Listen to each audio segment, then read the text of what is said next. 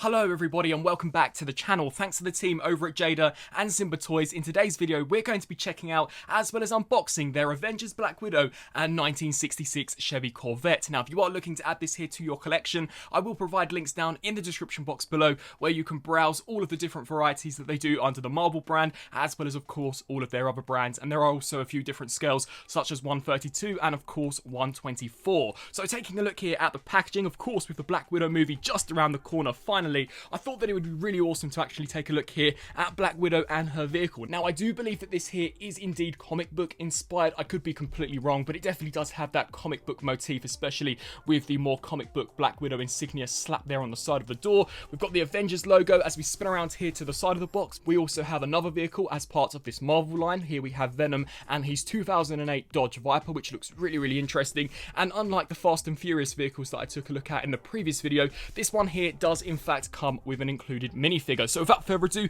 let's crack Natasha Romanoff and her stealth vehicle out of its packaging. And so here we have the super spy Natasha Romanoff, also known of course as the Black Widow, and her Chevy Corvette, cracked open and really looking impressive. Now something which surprised me upon getting these out of the packaging is that the included figure is in fact die cast as well. I was not expecting that at all. I imagined that it would be plastic, but the entire figure is in fact made out of a die cast material, which really makes it rather hefty, and it's of course a great companion piece to accompany the Chevy Corvette. You can see that as far as the paintwork is concerned, it really does look fantastic. Now, I say this is more comic book inspired just because the face sculpt does look a little more stylized than when compared to her MCU counterpart, but there is no denying who this is supposed to be. You can see that the suit has been painted really well with that Black Widow insignia slap bang there in the center, and we've got all of her batons here on the side of her legs, as well as that electric blue pinstriping throughout the suit, and some subtle bursts of red too, which also have turned out really well. So definitely a nice included minifigure, and it's something that I actually hope to see on some of their future releases. But as we take a look at, of course, the main event itself, here we have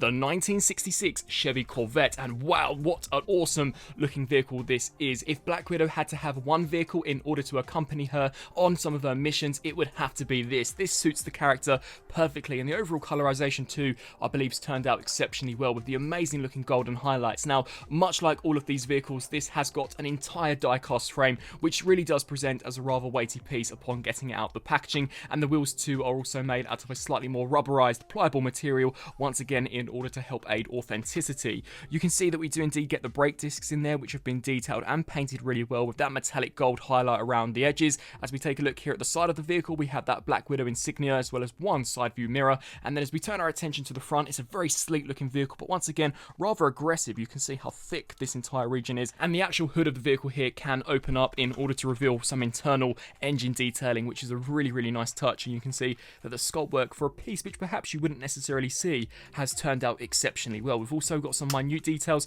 such as the window wipers here, and a very nice metallic red applied here over the top. Honestly, this actually does look like her costume design, just of course immortalized here in a vehicle form, and we've got that super cool Marvel license plate. This can roll very nicely along the ground, as you would expect from a Jada die-cast vehicle, and much like some of the Fast and Furious vehicles that I took a look at, you can indeed open the doors out in order to reveal some internal detailing of the dashboard, as well as the steering wheel, as well as some of the seating detailing. So overall, a really nice looking presentation. As we turn into the underside, we too have got some nice sculpt work, and just to give you a comparison between the actual figure that comes included and the vehicle, I think the scale is really nicely done. You can definitely imagine this character actually piloting the vehicle, and I think it looks awesome. So overall, once again, thoroughly impressed by not only the material, but the paintwork as well as the actual sculpt work. Everything's come out incredibly crisp and precise, not only on the vehicle, but also here for the minifigure. This is my first time actually getting a Jada minifig, and as mentioned, I was very surprised to see that these two are in fact completely die cast in their materials. It may just be the head that is merely plastic, but the body